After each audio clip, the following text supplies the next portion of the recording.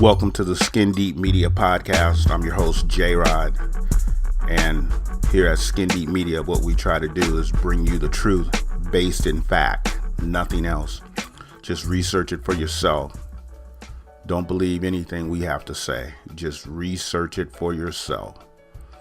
This first podcast features a Northwest icon, Mr. Eddie Rye Jr. This is just part one. Part two will be coming shortly after this one. So stay tuned, kick back and enjoy. I'm here with longtime community activist Eddie Rye Jr. He was the principal player in the name change of Empire to Martin Luther King and Martin Luther King County. He's the father of MSNBC correspondent Angela Rye. He's host of radio show Urban Forum Northwest on KKNW 1150 AM Thursdays between 2 and 3 p.m. He was recently honored by EMP, which is Experience Music Projects, through the Eyes of Art kickoff for Black History Month. And I want to personally congratulate you on that. Thank you very much. Because you deserve that recognition. It was from young people too. That was really a pleasure and an honor. Well, you young. Yeah, 72 years young. You look good. Well, thank you. You and Dr. Black. Hey, I'll be walking around Seward Park every chance I get. There you have it. So what I want to start off with, man, and I want to go back because we don't even have enough time to tell your story, I feel. This is part one. This will be part one. So what was the catalyst that got you into community activism? And I remember Tyrese Scott Jr., we were in grade school together. Mm-hmm. And I remember Tyrese Scott out there on the front lines. And I remember hearing about a young Eddie Rye Jr. who was out there. Yes. So what was your catalyst that just got you into it and it's been a big, huge part of your life? Well, it happened before most of your listeners weren't even born. Their parents might even been born. But I was talked into joining the National Guard after my first year of college at Compton JC. I graduated from Garfield in 59, went down at 16, turned 17 to graduation party, went to Compton JC for a year, came back, and a gentleman talked me into joining the National Guard. If you joined the National Guard before you were 18 and a half, then you only had to do 6 months active duty and 3 years reserve meetings. Everybody else had to do 6. So I took that challenge on, and in September of 1960, I went down to Fort Ord, California for basic training. I ended up winning the proficiency test, the best soldier in the company, was offered an opportunity to go to Officers Candidate School, but when I got done, the National Guard unit at Pier 99 at the time was a medical unit, so I went to Fort Sam Houston, Texas, in San Antonio for training. And I was going to visit my aunt, and there was only 3 black guys in the company. The other 2 folks were much older than me. They both had master's degrees, but they were in the reserves. And we were ready to go to Kansas City to visit my aunt, and they lived in the Kansas City, Missouri neighborhood. And I jumped in the front seat, and a brother named Sneed said, "Hey man, you got to get in the back seat. You can't ride in the front seat with a white man until we get to Kansas." Whoa. So we did that and came back, and then about 2 or 3 weeks after the first of the year in '61, on a Sunday afternoon, I went down to the movies downtown San Antonio with my military uniform. I spent the first 10 years of my life in Shreveport, Louisiana, where I was born. I was very familiar and up close and personal with segregation and discrimination. And I went down, I dropped my money down, and the lady said, you got to go to the colored window. And I said, I'm in the United States military, and I'm being trained to protect the country, and I'm not going to the colored window. So about 10 minutes after that, not the MPs, but the APs, the Air Force Police, took me back to the base. The company commander had to come in, leave his family on Sunday afternoon, and say, "I thought you were born in Louisiana." I said, "I was." He said, "Well, things haven't changed down here." And I said, "Well, I'm in the military." And he said, "Well, you just stay here from now on, okay? No, when you leave in March, then you're going to get in trouble." Even when our cycle graduated from that training, 3 white guys who were rather affluent had to rent an entire restaurant so the 3 blacks could eat with the whites that came, and most of the whites didn't come. As a matter of fact, they wouldn't allow blacks in the National Guard down south at that time. That was one of the things that got me really examining everything. And then I watched the civil rights movement was happening. When I went down to go to the movies, a few months before that, there was the sit-ins in North Carolina and other places, and folks would demonstrate at lunch counters. So that was one of the things that was in my mind when I did that. And I'm thinking, I'm in the military. I saw it was a white window. I spent 10 years in Louisiana, so I knew what it was about. But I had to see how they would treat a soldier. And I heard stories about racists preying on black soldiers when they were coming back from defending this country. Right. Being attacked, being isolated and attacked by racists. So I had to just push that envelope because I was up on the news, and another two African American gentlemen in the military in the same company, we talked about that. And whites from down south in the military use the N-word loosely. Right. So it was no big deal. If you reported it, you got isolated. So that's just the way it was. But that was one of the things that got started. And then coming back, I was in the 60s. I followed Larry Gossett, Elman, Aaron Dixon, those guys. And I was the director of the education program of camp in the late 60s and early 70s. While I wasn't a Panther, we made sure that the Panthers breakfast program had money. So I would go around and collect money from all my employees, and eventually I got the director of camp to also commit so much money to the breakfast program. So I always tried to do the right thing, and then eventually I became the director of camp, and I had got attacked by quite a few folks, but if you're going to get rid of poverty, there's no way in the world you can see all the jobs go downtown. Right. So we would regularly have marches to the mayor's office, to the county executive's office, made a lot of people nervous. But how are you going to eradicate poverty just by getting a check and being quiet? Yeah. So we, you mentioned Tyree Scott. We were out there with Tyree Scott, Harley Bird, Michael Wu, Todd Hawkins, UCW, Milton Jefferson, and all those guys. Because what they were doing was right. Now, if you look at the construction industry right now, we need Tyree Scott to come back. Yes, sir. Because the racism is overt, it's accepted. But then again, back in the Tyree Scott days, I could go down Madison, up Union, down Cherry, down Yester, through Jackson, and have 200 brothers in no time. Right. Now I have to have a helicopter or a caravan to go to Kent to bring them in here. Yeah. But the good thing about it, that kind of balances everything off, is the social media and the technology. Right. Because we can keep people informed now. They don't have to come to a meeting and hear the speech. The speech can be put on Facebook. You can have the speech, parts of the speech on YouTube. Right. So the young folks today and people today, I think, are far better off with this technology, even though we've been displaced out of the central area of Seattle. One of the reasons why we were displaced out the central area is because of the fact that the employment, the contracts, between 1990 and 2010, there was over $3 billion that could have come to black businesses that didn't. That they allow a private white man that owns a company to run the government-funded program. He select if it's going to be a woman or a minority. And if he doesn't select a black, that's not discrimination. Right. So if you're in business and you don't get selected 3 or 4 times, you're out of business. Yes. And every program that we've put together to include, to make sure that we were included, has been circumvented by these agencies. The agency, this prime contractor has a contract, this big business, so it's up to them to implement your program. It's been devastating for African Americans, but I'll tell you right now, a white man will choose everybody but a black or a minority. Yes. And now you look at these women-owned trucking. It was a predatory practice of them setting their wives and daughters up in this trucking industry. And if you see Grady, Silver Street, Penny Lee, any of those women-owned, you will never see a white woman driving those trucks. That's right. And to add insult to injury, in 2013, the state of Washington, all women, including white women and all minorities, did less than 1% of their business. Now, in 1998, we had an Initiative 200 passed that there would be no preferential treatment. Right. So what do you call it when a white man's getting over 99% of the state pie, and in 2014 they made a little improvement. Now the white man's only getting 98.2%. Right. Now, if that's not preferential treatment in violation of the law, and it's unfortunate that nobody will take these folks on, because you get all the justice you can buy in America. If you don't have no money, you get little justice. Little money, little justice. Yeah. So those are the issues that we're dealing with right now.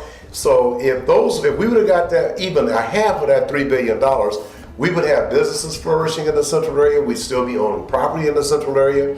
And I can recall back in the late 60s, early 70s, after the Great Society programs, there were multiple programs to help uplift specifically African Americans. The Voting Rights Act and the Civil Rights Act was aimed at African Americans, okay? Now people are misconstruing it for everything else. I'm not against anybody else, but I'm not going to sit back and say it was meant for everybody. It was meant for African Americans. Since the Emancipation Proclamation, since we didn't get that 40 acres and that loan of the government mule, and every time there's a benefit for blacks, they change the law. We can look at the Voting Rights Act, passed in 1965. We're talking about Selma, very popular film, documents it well. Right now, the Voting Rights Act's under attack. Right. All the gains that African Americans have made are under attack. They're trying to weaken everything we've gained. They've done a good job on the economic front. But the biggest problem that we have, the solution as far as I'm concerned, is that in 102 years that the Federal Reserve Act was passed in 1913 and signed into law by Teddy Roosevelt, African Americans have never had a bank that's been a full-fledged member of the Federal Reserve. Which means that if foreign countries say the African Americans are suffering from racism in the United States of America, we want to deposit $200 billion in there, and they can use the interest to uplift their various communities. We'd have to go ask the white bank to help us. And as long as we're dealing with in economic apartheid, we'll always be second-class economic citizens. That brings me to something that I heard you speak about and I heard about, and maybe you can elaborate and clear it up more for the listeners, and I like the term, economic justice. That's what we were just talking about. Okay. Economic justice is being able to participate in the tax and the pie that your tax dollar creates. Okay, so with that being said, and going back a little bit, like I said, you grew up in the CD. I know we used to call your dad Gramps, and then I grew up in the Central District, and when I go over to the Central District now. Do people actually need directions? Kind of, sort of. But I've seen the demise of businesses like Thompson's. I just seen Catfish Corners gone. The ladies up at Kingfish are going out of business. There's just nothing anymore of a very vibrant community over there. And some people, they're heartbroken and they're crying about it. My question goes, and I'm not even putting you in this pool because you're a separate entity as far as I'm concerned. It's the so-called black leaders and politicians. What are they doing? What do you feel their role should be? And what can they do going forward? Because we're basically, we done lost that community. Yeah, well, and the bottom line is that local recently elected African American officials inherited what they got. Right. This has been something that's been going on for a long time. I chaired the housing committee for the Central Seattle Community Council Federation in 1971 to 74. 1973, we released the first report on redlining, yes, where loans were not being made. At one time, the only place you could get a loan to buy a house or mortgage was in the central area. And then there was like a 40-year plan that worked to perfection. Don't make any loans. And at one time, it was so bad that elderly black folks, they had the housing inspection from the city coming around saying, if you don't have this, your house is not up to code. If you don't have this fixed in 30 days, we're going to abate your property. Okay, so if you can't get a loan, you end up losing your property. Right. But see, this also goes back to our 40 acres and the loan of a government mule. Everything that we've been promised has been reneged on. Yet African Americans have died in every war for this country. Yeah. And I mean, even when the first illegal aliens hit here, they were white. They wasn't Latinos. They came in and took the land from the Indians. Right. And it's been one thing after another, and we are where we are right now. I'm glad to see that my Native American brothers and sisters are rising back up, and that those casinos is like the second coming of the buffalo. And we don't got no casinos. We don't have anything. No, well, you know what? That's because if we don't have a bank, we're not going to ever. We're not in the economic mix. We're going to be second-class economic citizens. That what I'm focusing on is the Federal Reserve Bank, owned by African Americans. The other thing I'm focused on is taking our plight to the international arena. How come we can't do business outside of this country? It's obvious that until we establish and get the cash flow and get some other folks from around, I mean, the Bank of Nigeria is one of the biggest banks in the world. So we're going to have to talk to some people outside of this country. Right. And the thing about it is that if we don't give us a bank right away, let's talk to some countries about setting up an offshore bank in the Bahamas or Jamaica. Right. There's a way to do it. We don't have to keep losing. But then, you know what? I read an article where that was part of the reason they killed Gaddafi, because he was trying to do the bank thing and have banks in Africa. There's no way, you know, he promised Farrakhan $5 billion, but you have to find a white bank to take $4,999,900,000 because the black banks, while state banks are restricted to 100 million, most black banks are between 12 and 15 million. Okay, that's the. So now they removed Dodd-Frank. There should be no problem with us getting a bank. Even Republicans should support this. Right. It won't cost them a dime. But what it is there's this greed factor. Right. Well, if they have a bank, then they're going to take their money out. But you have to have $1 billion in deposits in between the National Baptist Convention, the Church of God in Christ, the AMEs, the NFL, and the NBA, and the unions where black folks have their pension funds. It should be a doable thing. Why isn't it not? Well, I'm pushing. I'm pushing from my end. I'm talking to members of the Congressional Black Caucus about the same thing. You know, what I be seeing is that it's okay. It even goes back to when the Browns had the shoe store in the Promenade, and getting black people to come shop at the store. They rather get on the bus and go downtown and shop with the white folks. And it's like, it seems like we blacks in America, first of all, we don't have no culture, and we can't go home. All the other immigrants, if they're mistreated or whatever, like the 11 Italians years ago who were hung, and the Italian government went crazy on the American government, and there was some concessions made. It seems like we turned black people into the ultimate consumer. We earn all this money, and we give it right back to them. And it's like a mindset. Yeah, well, you know, once again, that goes back to financial literacy. It also goes back to being involved in the economic system, in the banking system. Right. So we, you know, right now, we don't have a bank in this area. We don't have a state bank. No. And you're right. All of you can't compare. And what I do is that instead of saying minorities, I'm saying we need to have a specific program for descendants of slaves. Yes. Descendants of slaves built the country for free, 250 years of free labor. Any country in the world would be on top economically if they had 1 million people working for free for 250 years. Yep. Okay, then you got another 160 years of Jim Crow, segregation, and humiliation. And then everything was promised us has never been delivered. Well, you know, down in your home state where you were born in Louisiana, I got what I call my spiritual brother. He lives down there now. And he was saying, like, after Katrina, he said beforehand, all those small construction jobs and mid-sized jobs, black people were doing that work. He says he noticed after Katrina, Mexicans were doing that work. And after a while, Mexicans were having their pickups with their name of their business on the side and bringing in. And what he was saying was that he felt that the Mexicans were the new Negroes, and they were totally trying to take the black male out of the process, keep him castrated to the side and not a factor, because they felt he was the most dangerous individual on this planet. Now, that could be, but on the other hand, black people have got to stand up. Mexicans don't, and the Latinos don't hire themselves. Okay, so I'm just saying, I'm not going to blame people for trying to take care of their families. No doubt. What I am going to say is that we need to aim our venom at the right people. The people who are awarding the contracts. Right. So the other thing you got to look at too is that the Latinos, the Mexican Latinos, still aren't being paid properly. Right. Okay. And if you live where they live, you'd work for what they're working for up here right now. But I'm saying is that for us to allow ourselves to be divided because of the fact it's the person that is really having the contracts. If we're gonna get mad with them, the white women are getting far more money than the Latinos, and we know that they're not creating any jobs for white women. Right. And everywhere I speak, like this past Sunday at Town Hall, I challenge the white women to stand up for economic justice, because what's really happening is those relatives the women in the construction industry.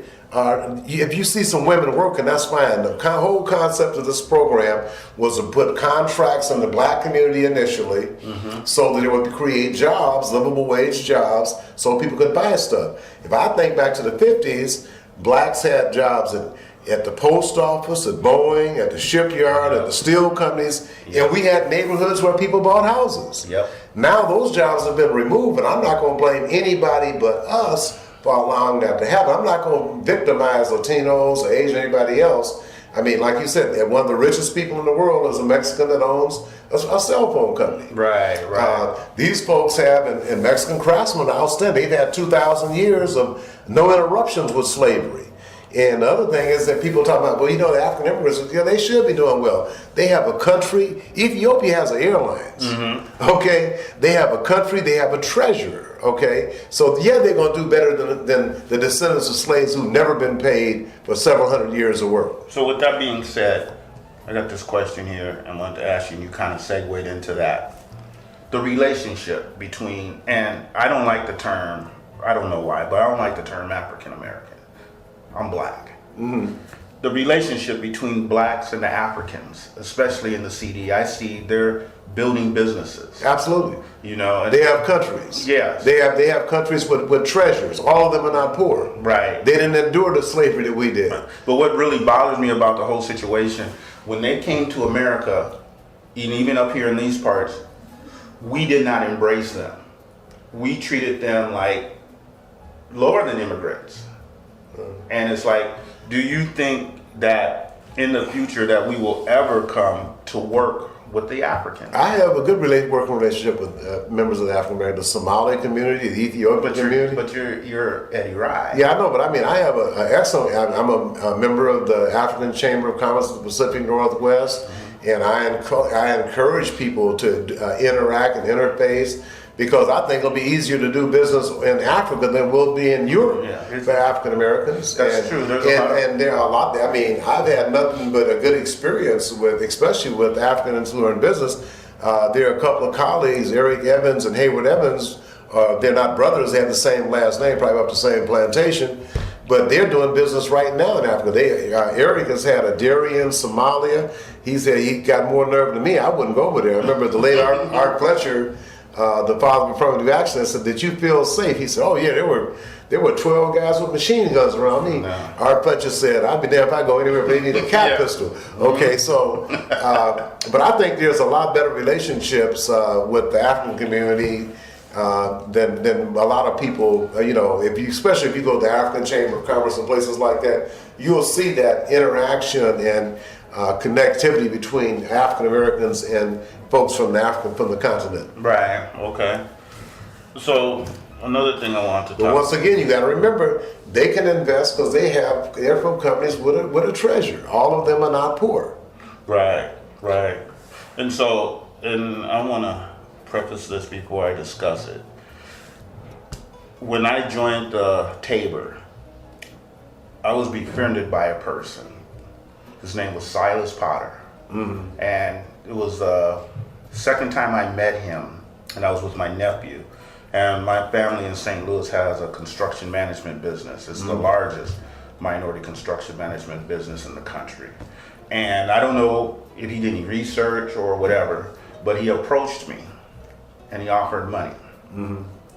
The buy was real bad because there wasn't a plan or anything about that. So people who I respect, yourself, Dr. Skip Rowland, Tony Orange, you guys got caught up in this media-wise. Oh yeah. Because if it wasn't media-wise, you'd be in jail or you'd be under indictment or whatever. Well, you know, if you don't do anything, you can't be in there. Exactly. But the thing is that there's an opportunity to smear some African Americans, and that's what happens. So, you know, I was a person that introduced, the program was excellent. In terms of giving people the knowledge they needed, the connectivity with other government agencies, to make sure we got people in the door, which we did do. But on the other hand, I had no idea this man was running a criminal enterprise. Right. And my name was also on the $25,000 that came from the city of Bellevue to open up an office over in Bellevue, because I knew the mayor at the time, Conrad Lee. Yeah. He's a former regional administrator of the SBA under George W. Bush. So, but in terms of getting all the agencies, so if you look right now, all of the agencies are doing less than 0.5% or 1% with black businesses. Yep. So it was good about getting people in. It's really funny how people never embraced the program once. I mean, because Silas, that's it. It can't be any good. But the program was actually good. It's just it's unfortunate Silas took a turn for the worse. I put me in a precarious position because I was the face of the program. Silas didn't know any elected officials. I introduced him to all elected officials, and I still swear by that program today, because it gives individuals, business owners, the equipment and tools they need to be successful. So with the Silas situation, what I found so troubling, after they started going after Silas, they just started cutting everything. Oh, absolutely. You know what Tony had going over here, Tony Benjamin had going over construction. Yeah. And so even them going after that particular program, I think it kind of contributes to where we're at as far as getting this construction money. And I had the privilege of assisting Richard Mitchell when he was the special attorney for Gregoire. For WashDOT. Okay. Against STP. Okay. And I got a chance. I was the one who procured the people who were being turned out. And listening to these people's stories, some of them were heartbreaking. And Richard Mitchell came with the harshest thing that he could at them: $110 million fine and commitment to making this goal. STP negotiated that out of the language. They got that language out of there. And my whole concern, I had interactions with Lynn Peterson and the rest of them. My concern was, like, as we continue to haggle and try to get these dollars are still being spent, and these are once in a lifetime type projects. Exactly. I'll tell you what happened 2 years ago. We were going to close STP down, and unfortunately, a black person, a black contractor on the job told the folks we were coming. Yeah. Okay. And about 6 or 7 months after he told the people we were coming, they put his butt off the contract. Kept all of his people and put him off the contract. Yep. So that goes to show you that all that time don't do you any good. Because they come for me in the morning, they're going to come for you at night. Okay, so that's what happened. But I'm just saying is that this whole mentality about giving African American opportunities, there's no pressure, there's no opportunities. Right. And right now, with the way we're situated with all black folks in South King County, it's difficult to be able to go around and get this 100 people like we could 30 or 40 years ago, because of the fact we've been displaced out of the central area. But we have to go to court right now in terms of some things that's going on. We've engaged the Secretary of Transportation with a situation at the Port of Seattle where we have all the minorities are being asked to leave in 2016. Their leases is up. But they extended the leases for Hudson and Host. Hudson is owned by a Swiss corporation. Host is owned by an Italian corporation. Host has been at the airport for 50 years. They extended their leases to 2023 and 2024. All the minorities that's gone out of business at the airport. A brother had 2 Burger Kings. A Japanese guy had a Quiznos. He told them, if you put me, after you people pass a sandwich shop, Starbucks, and McDonald's, I'm not going to make it. In 8 months, he lost $800,000. A brother had 2 Burger Kings. He's gone.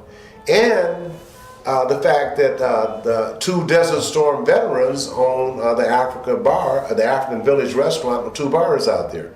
They've got $2 million invested. They put their lives on the line for the country, and yet they're going to treat these veterans like this. So yeah, we were at the Port Commission meeting yesterday raising these same issues. It's the callousness of just saying it's okay to mistreat black folks.